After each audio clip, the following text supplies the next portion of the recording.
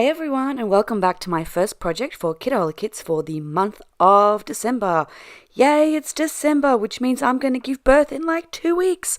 Well, when you see this video, it'll actually be more like a week. But anyway, I'm already getting distracted. Um, I wanted to use the more pastel-y colours in the kit this month to tell the story of my daughter and I having a bath on a very, very hot day. And it was a cold bath, and she was just hugging my belly, and it was really special. And so I took some photos, and I wanted to tell the stories. And I'm using my nested dies, these little arches, to be kind of the focal point of the layout. And then down the track, you will see that I'm also going to add some mixed media. But first of all, like I said, I wanted to use the pastel colors, but they were too pastel for me. And so I'm taking this beautiful rainbow floral paper, and that is going to be my backing paper on this layout. Now, I should have gutted this paper because I actually would have really liked to use it down the track, but I didn't think of it. Baby brain is real. I've said this on my channel before, and so I didn't do that, unfortunately, but that's okay. Luckily, we got another one in the kit as well.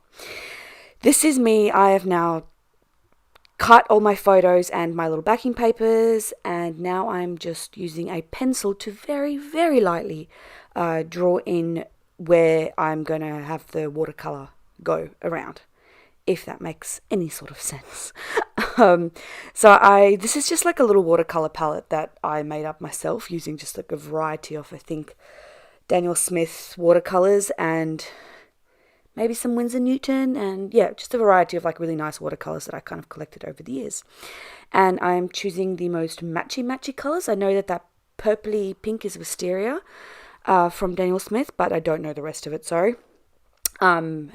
But anyway, I'm just creating some messy watercolor. Now, I didn't gesso this page, and I probably should have, but it still turned out all right. It did suck in the paint a lot.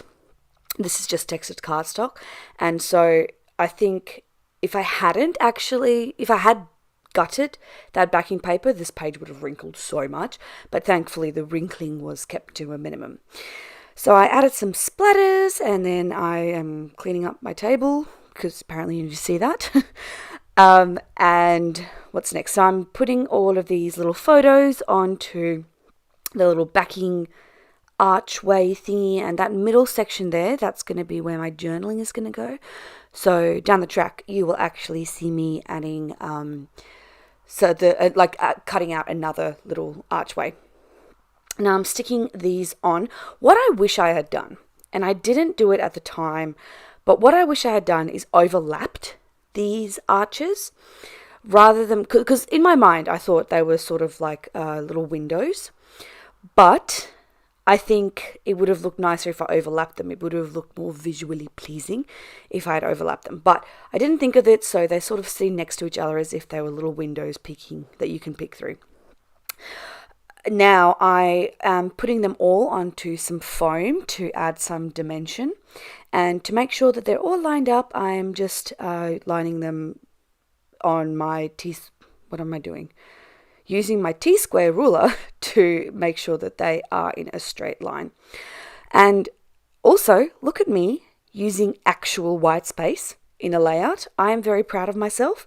This is not something that I would often do, but I decided to give it a good old crack, and I am basically keeping that entire bottom part untouched, except for that's where my title's going to go, not the whole one, not that whole space.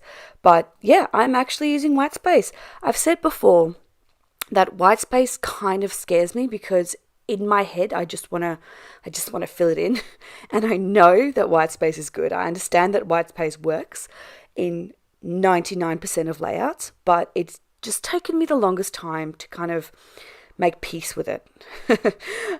So while I've been chatting there, I've just taken some of those die cut sheets and I've punched out some of the little sprigs And then I'm also taking these cut apart sheets, the rainbow cut apart sheets, and I'm taking that big hugs sentiment and I cut that out and I'm just going to lay that over that one photo. These puffy stickers came from the kit last month. I think that this particular, I think just this entire collection and the one we got last month, it just works well with gold. I don't know why, but I love it. So I decided to use that bold title that says love, and then I'm going to take the little itty bitty white glitter puffy alpha that we got in this month's kit, and I'm going to write you both down the bottom underneath the title. So the title of this layout will be Love You Both, and I think it's quite special because obviously it's a photo of Emma and my little baby bump. Yeah, anyway, I finished my journaling. I added this little sentiment strip from that cut apart pack, and then I believe I'm going to go in and I'm going to add the rest of my title. Yep, that's it. First of all, I was going to just say love you, but because those alphas are actually quite small and I really love them, they'll be great in Project Life. But because those alphas are quite small, I changed it up and so it says love you too.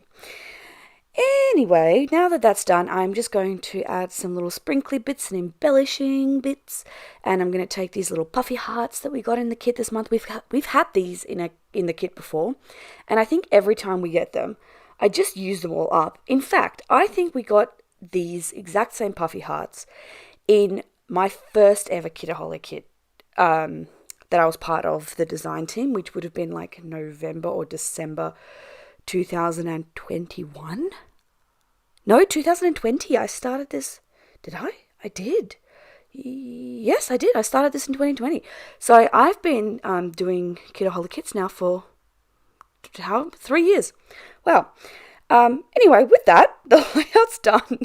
I will see you all again next week. Thank you for joining me, just chatting about my life.